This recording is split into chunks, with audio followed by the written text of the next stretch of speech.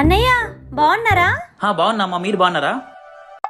రిషు కొంచెం లోపలికి వస్తావా? ఒక్క నిమిషం. సరే. ఏమైంది ధరణి? మీ ఫ్రెండ్ వచ్చాడు కదా, ఇప్పుడు మళ్ళీ నువ్వు వెళ్ళి కూర్చో. నేను వచ్చి మీ ఫ్రెండ్ చాలా డేస్ అయింది కదా ప్రెషు, ఏం వంట చేయాలి అని అడుగుతా.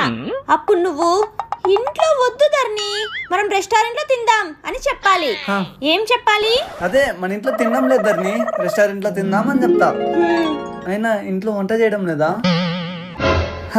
మనం బయట తింటున్నాం. ఓ